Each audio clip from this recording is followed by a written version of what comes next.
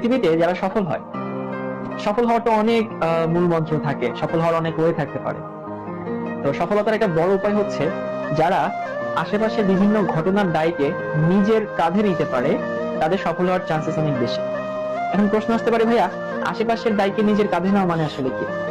আশেপাশের দায়কে নিজের কাঁধে নেওয়া মানে ফার্স্টে তোমার বাসায় এখন ইলেকট্রিসিটি নেই, ফার্স্ট ধরো যে নাই, তুমি বলতে পারো যে ভাই আমার বাসায় কারেন্ট নেই, আমি করবো না, আমার এখন ভালো লাগছে না, আমি করবো না। তাহলে তুমি কিন্তু দায়টা নিজের উপরে নিলা না।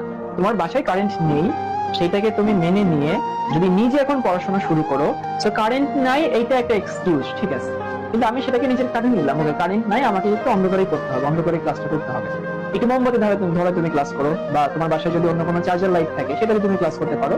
তো এটা হচ্ছে একটা ফ্যাক্ট যে আশেপাশের দায়কে নিজের উপরে নাও। অথবা ধরো তোমার পাশে তোমার একটা বন্ধু আছে যার ফ্যামিলি থেকে তাকে প্রচুর সাপোর্ট দেয়, তাদের ফ্যামিলি ধরো অনেক সলভেন্ট, তার জন্য অনেক ভালো টিচার রাখতে পারে, তার জন্য অনেক বাসায় টিচার রাখছে, এরকম কিন্তু হতে পারে।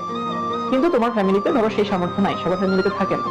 তো তুমি করতেই পারো যে আমার আব্বু আম্মা আমাকে অনেক ভালো টিচার দিচ্ছে না, আমি অনেক ভালো খাবার দাবার খেতে পারছি না, আমি ভালো স্কুলে পড়তে পারছি না, তার মানে আমার পড়াশোনা খারাপ হবে। কিন্তু তুমি যদি সেইটাকে দায়টাকে নিজের উপরে নাও যে হ্যাঁ আমার আম্মু আমার আব্বু যেহেতু আমাকে ভালো টিচার দিতে পারছে না, সেইটাকে আমি নিজের উপরে নিয়ে আমি একটু বেশি পড়াশোনা করবো, ও যদি 3 ঘন্টা পরে আমি 5 ঘন্টা পড়বো। অথবা ধরো যে তোমার আব্বু আম্মু তোমার জন্য অনেক দামি জামা কাপড় দিতে পারছে না, অনেক ভালো খাবার দিতে পারছে না, এরকম হতে পারে।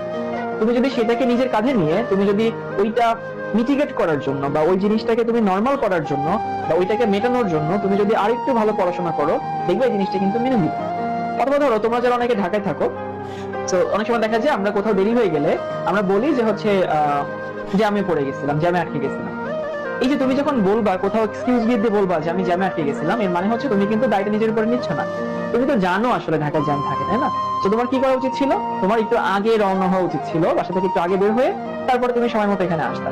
তো তুমি যদি একটু আগে রওনা হইতা, তার মানে কি ঢাকায় যে জ্যাম আছে এটা তুমি জানো এবং সেইটা মেনে নিয়ে তুমি একটু আগে রওনা হচ্ছ, তার মানে আশেপাশের দায়কে নিজের উপরে নিয়েছো।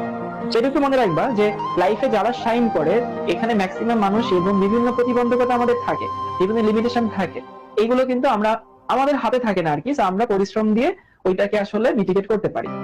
আরেকটু কথা তোমাদেরকে বলি যে ধরো পৃথিবীতে মানুষ শাইন করার পেছনে যে কোনো সেক্টরে 4টা প্যারামিটার আছে।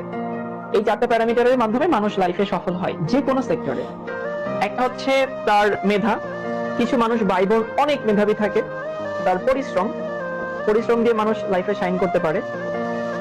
এরপরে হচ্ছে তার সারাউন্ডিংস বা পরিবেশ, সে কেমন পরিবেশে বড় উঠছে, আশেপাশের মানুষগুলো কেমন, এবং তার ভাগ্য বা সৃষ্টিকর্তার তার উপরে যে রহমত সেটা।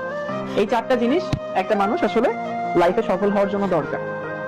কারণ কিছু কিছু মানুষ আছে ভাই বোন অনেক মেধাবী, সবাই হয়তো মেধাবী না।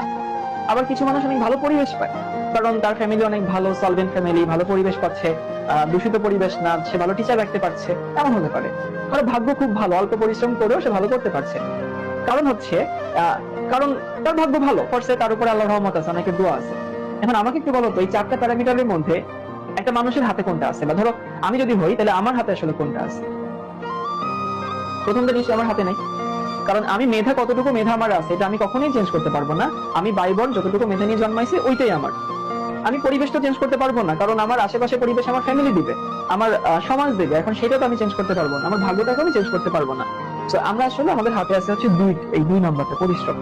সেই জন্য কখনো যদি মনে করো যে তোমাকে সাকসেসফুল হতে হবে, যেহেতু এই 3টাও অনেক বড় প্রভাব রাখে, বাট ওই 3টা আমাদের হাতে নাই, আমাদের হাতে আছে পরিশ্রম। তুমি যে কোনো সেক্টর, তুমি পড়াশোনা করো, তুমি বিজনেস করো, তুমি জব করো, তুমি যাই করো, তুমি যদি পরিশ্রম না করো, সেখানে যদি মেহনত না দাও, সেখানে কি তুমি ভালো করবে না। এই যে কিছুক্ষণ আগে কে জানি বললো কেমিস্ট্রি বোরিং, কেমিস্ট্রি বোরিং কিন্তু পড়তে হয়। এই যে বললাম না, তোমাকে আসলে মেনে নিতে হবে কেমিস্ট্রি বোরিং, বাট পড়তে হবে। তোমার কাছে মনে হতে পারে যে হ্যাঁ আমি আমার ফ্যামিলি ভাইয়া ভালো টিচার দিচ্ছেন, আমাকে ভালো টিচার পাচ্ছি না, আমি আমার বন্ধু তো বাসায় টিচার দেখে পড়ে। তো ফ্যাক্ট হচ্ছে তোমাকে মেনে নিয়ে তারপরে পরিশ্রম করতে হবে, এই জিনিসগুলোকে মাথায় রাখতে হবে। সাফল্যের কোনো শর্টকাট নাই, পরিশ্রমের কোনো ওয়ে নাই, ওর কোনো অল্টারনেট নাই। সাফল্য পরিশ্রম দিয়ে আসে। হ্যাঁ, কিছু মানুষের মেধাবী থাকে, এটা খুবই এক্সেপশনাল কেস। কিছু মানুষের পরিবেশ অনেক ভালো থাকে, সেটাও খুব এক্সেপশনাল কেস। কিছু মানুষের ভাগ্য অনেক ভালো থাকে, সেটা এক্সেপশনাল কেস। বাট দিন শেষে দেখবা পৃথিবীতে যারা সফল হয়েছে ম্যাক্সিমাম মানুষ আসলে পরিশ্রম ছিল। ওকে।